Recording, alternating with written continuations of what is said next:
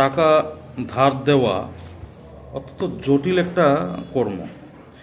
কেউ যদি টাকা ধার চায় আর আমার পকেটে যদি টাকা থাকে, তাহলে তাকে মানা করা অত্যন্ত কঠিন কাজ। যদি মানা করি তাহলে বেশ কয়েকদিন ভেতরে একটা যন্ত্রণা হয়, অনুতাপ হয়, কেন তাকে মানা করলাম, হয়তো সত্যি সত্যি তার টাকা প্রয়োজন ছিল। আবার যদি টাকা ধার দেই, অধিকাংশ ক্ষেত্রে অত্যন্ত একটা বিরূপ পরিস্থিতির সম্মুখীন হতে হয়। কারণ অধিকাংশ মানুষ টাকা ধার নেওয়ার পর ফেরত দিতে ভুলে যায়, কথার খেলাপ করে। যেদিন ফেরত দেওয়ার কথা সেদিন দেন অধিকাংশ মানুষ। বা তার থেকে টাকাটা ফেরত চাওয়াটা অত্যন্ত বিরক্তিজনক। এই টাকা ফেরত চাওয়া কতটা যন্ত্রণাদায়ক সেটা তারা বোঝে না। বাধ্য করে টাকা ফেরত চাওয়ার জন্য বেহায়ার মতো টাকা তার থেকে ফেরত চাইতে হয়। এই একটা অশান্তি ভোগ করতে হয়। আবার অনেকেই তো টাকা ধার নেওয়ার পর সম্পূর্ণ রূপটাই পাল্টে ফেলে। টাকা ধার নেওয়ার আগে অত্যন্ত কাকুতি মিনতি করবে, বারবার অনুরোধ করবে। যেই মাত্র টাকা ধার নিল, কখনো কখনো সে আবার রুদ্রমূর্তি ধারণ করে। টাকা ফেরত না দিলে তুমি কি করবে, এই জন্য হুমকি দুমকিও দেয় অনেকে তো আবার টাকা ধার নেওয়ার পর সম্পূর্ণ মঙ্গল গ্রহের প্রাণী হয়ে যায়। টাকা যে ফেরত দিতে হয় সেটা ওরা জানেই না, এটা যেন ওদের জানাই নেই যে ফেরত দিতে হয়। বেশ আপনার সাথে চলছে ফিরছে খাইছে, তো টাকাটা যে ধার নিয়ে চলে সেটা ফেরত দিতে হবে সেটা যেন জানেই না, একদম দুধের শিশু হয়ে যায়। অনেকে আবার খুব গল্প শোনায় আপনাকে, যে মাত্র টাকা ফেরত চাইলেন ধার দেওয়ার পর নানা গল্প শোনাবে। সাংঘাতিক অভাবের গল্প, অনটনের গল্প, ব্যবসায় ক্ষতির গল্প, চাকরিতে বেতন না ওঠার গল্প, অসুস্থতার গল্প, নানা গল্প শোনাবে। একদিন একটা গল্প শোনাবে, কিন্তু তার দৈনন্দিন জীবনযাত্রার সাথে এই গল্পের কোনো সঙ্গতি খুঁজে পাবেন না। সে দেখবেন বিন্দাস ঘুরে বেড়াচ্ছে, দেশে বিদেশে ভ্রমণে যাচ্ছে, নতুন ব্র্যান্ডেড পোশাক কিনছে, বাড়িতে দামি আসবাবপত্র কিনছে, অনেক সব কিছু করছে, বাইক কিনছে, গাড়ি কিনছে। কিন্তু যেইমাত্র আপনি টাকা ধারটা ফেরত চাইলেন, নানা অভাবের গল্প শোনাবে। এরকম বহু তিক্ত অভিজ্ঞতা আমার ব্যক্তিগতভাবে রয়েছে। তো সেই অভিজ্ঞতা পরিপ্রেক্ষিতে কিছু কথা আমার মনে হয় শেয়ার করা উচিত, তাতে অনেকের উপকার হতে পারে। প্রথমেই কেউ যখন আমার কাছে টাকা ধার চায়, সাথে সাথে ভাবতে হবে তিনি কে হন, তিনি আমার কাছে কেন টাকা ধার চাইছেন। প্রথম কথা হলো, আমার যদি সত্যি সত্যি কখনো টাকার প্রয়োজন হয়, আমি কার কাছে টাকা ধার চাইব? আমার একান্ত নিকটজন যারা, আমার বাবা, আমার কাকা, জেঠু, মামা, বোন, ভগ্নিপতি, মাসি, পিসি, আমার পরিবারের মানুষ, তাদের কাছে প্রথমে টাকা ধার চাইব। অথবা আমার একান্ত ঘনিষ্ঠ বন্ধু, যার কাছে আমি দীর্ঘদিনের পরিচয়, যার সাথে আমি দাবি করি তাকে চাইব। অথবা আমার একান্ত ঘনিষ্ঠ সহকর্মী, তাদের কাছে চাইব। যার কাছে আমার সারা গত 5 বছরে কখনো যোগাযোগ করি না, যার সাথে আমার অল্প কিছুদিনের পরিচয়, হয়তো 1 মাসে 2 মাসের পরিচয়, তার কাছে কেন টাকা ধার চাইব? অনেকে এরকম টাকা ধার চায়। তাই যদি দেখেন যে একটা লোক আপনার কাছে এই 1 মাসের 2 মাসের পরিচয় টাকা ধার চাইছে, বা এমন একটা মানুষ যার সাথে আপনার গত 2 বছর কখনো যোগাযোগ হয়নি, সে কখনো আপনার খোঁজখবর নেয়নি, হঠাৎ করে আপনার সাথে কোনো যোগাযোগ নেই, ফোন করে টাকা ধার চাইছে, তাহলে চিন্তা করবেন আপনার কাছে কেন চাইছে। তার পরিবার, তার ঘনিষ্ঠ বন্ধু, তার ঘনিষ্ঠ সহকর্মী, তাদের কাছে না চেয়ে আপনার কাছে কেন চাইছে, সেটা একটু ভাবা প্রয়োজন। তার মানে হলো সে তার ওই ঘনিষ্ঠ যে বন্ধু বান্ধব পরিবার, তাদের সাথে সম্পর্কটা খারাপ করে ফেলেছে। ধার চেয়েছে, তার এই প্রথম সোর্সগুলি নষ্ট করে ফেলেছে, তার রেপুটেশন ভালো নয়। তাই সে বাধ্য হয়ে আপনার কাছে চাইছে, যার সাথে আপনি তার এমন কোনো সম্পর্ক নেই টাকা ধার চাওয়ার মতো। তাই সেক্ষেত্রে সাবধান হয়ে যাওয়া হলো। দ্বিতীয়ত, কাউকে টাকা ধার দেওয়ার আগে যদি তার সাথে আপনার খুব ভালো পরিচয় না থাকে, হয়তো 1 মাসের পরিচয়, 2 মাসের পরিচয়, তার সম্পর্কে বিস্তারিত জানে না, তার টাকা ধার দেওয়ার আগে তার সাথে যারা চলে, তার বন্ধু বান্ধব বা তার সাথে একটু ফোন করে জানিয়ে দিলে ভালো যে দাদা, ওই লোকটা আমার কাছে টাকা ধার চাইছে, আপনি কি বলেন, তার এরকম টাকা ধার দেওয়া উচিত কিনা। তো সে যদি সবার এরকম অনেকের কাছে টাকা ধার দিয়ে ফেরত না দিতে, তাহলে একটা রেপুটেশন থাকে, তখন তার হয়তো বলবে না দাদা, ওকে টাকা ধার দেবে না, ওইরকম স্বভাব আছে, টাকা ধার নিয়ে ফেলে, অনেকে বলে দেবে, অনেকেই বলবে। তো একটু ভেরিফাই করে নিলে ভালো, ফট করে টাকা ধার নিয়ে দিয়ে ভেরিফাই করে নিলে ভালো। অথবা সে টাকা ধার চাইছে, তাকে কারণটা জিজ্ঞেস করতে, কেন টাকা, সে যদি খুব অসুস্থ, যে তার মা অসুস্থ হয়ে গেল, একটা অপারেশন লাগবে, সেক্ষেত্রে জেনুইন কারণ যদি থাকে তাহলে দিতে পারেন। কিন্তু অধিকাংশ দেখবেন তো ওরা জেনুইন কারণ বলতে পারে না, নানা কারণ বলবে।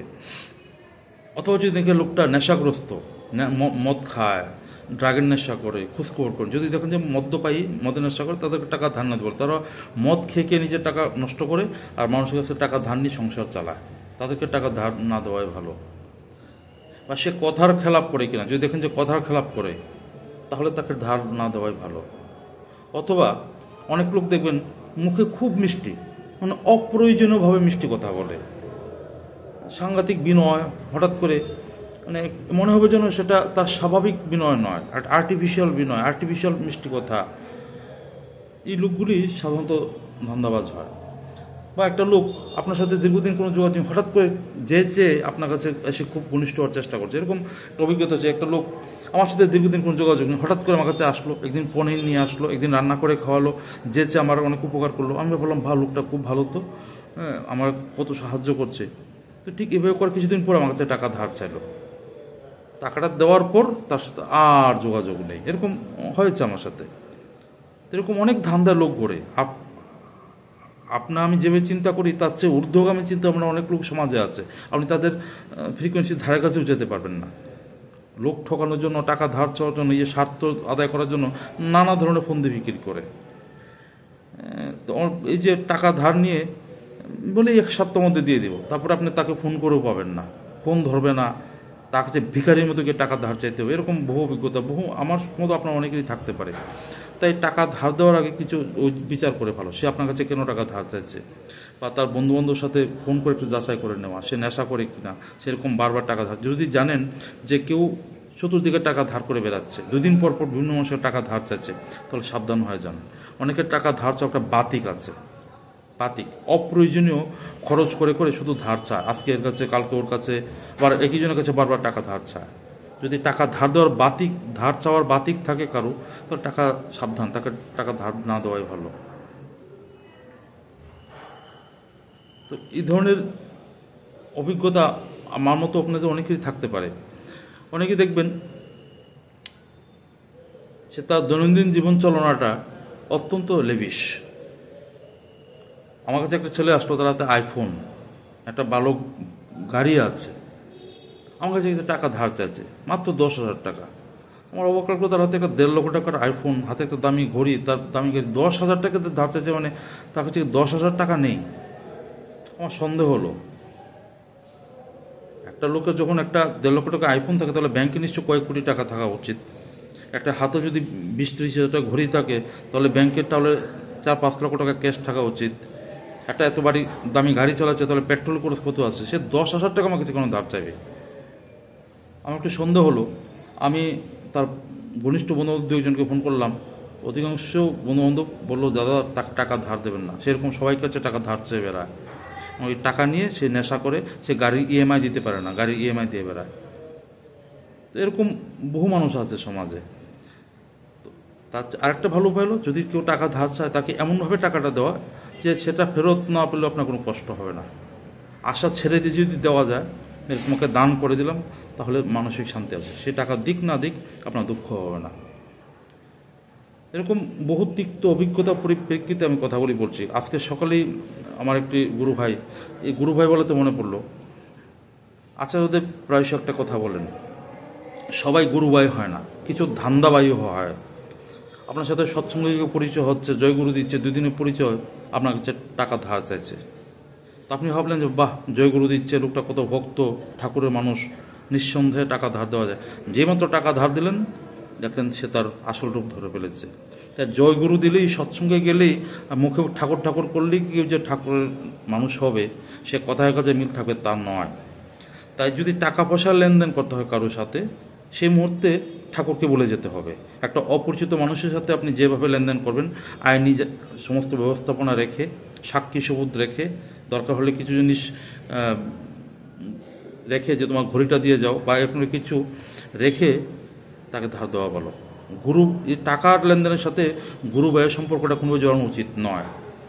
আর যদি কারোর সাথে গুরু ভাইয়ের সম্পর্ক রাখতে হয়, তাহলে তার কাছে টাকা চাইতে নেই। আমি যদি কারোর কাছে বারবার টাকা ধার চাই, তাহলে গুরু ভাইয়ের সম্পর্ক নষ্ট হয়ে যেতে বাধ্য। টাকা ধারের কারণে বহু সম্পর্ক নষ্ট হয়।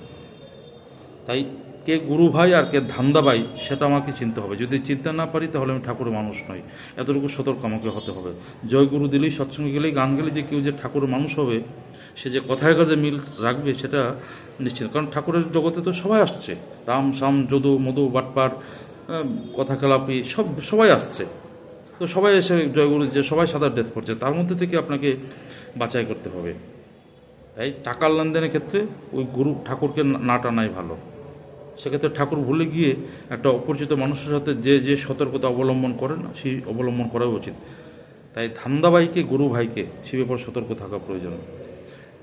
তো এই ব্যাপারে আমার যেরকম বহু অভিজ্ঞতা রয়েছে, বহু গুরু ভাইদের কাছ থেকে সে অভিযোগ শুনি, তাই মনে হলো কথাগুলি বলা প্রয়োজন। যে টাকা ধার দেওয়া, ধার চাওয়া, আর আমি আমার ব্যক্তিগতভাবে পারতপক্ষে কখনো টাকা ধার চাই না কারো কাছে। আমার বিশেষ কয়েকটা ক্ষেত্রে যখন আমার খুব অসুবিধা ছিল চেয়েছি, এবং যখন দেওয়ার কথা তার সময়ের আগে আমি ফেরত দিয়েছি। 1 মাস সময় নিয়েছিলাম, 1 মাসের আগে ফেরত দিয়েছি। তো পারতপক্ষে আর টাকা ধার আমি যদি চাই, আমি কার কাছে, আমার একদম ঘনিষ্ঠ বন্ধু যার কাছে আমি দাবি করতে পারি, আমার ঘনিষ্ঠ আত্ম, তার কাছে টাকা ধার চাই। তো সে ব্যাপারে সবাই সতর্ক থাকবেন। এই টাকা ধার নেওয়ার কারণে বহু সম্পর্ক নষ্ট হচ্ছে, এবং বিশেষ করে গুরু ভাই সম্পর্ক যদি থাকে তাহলে আরও সাবধান।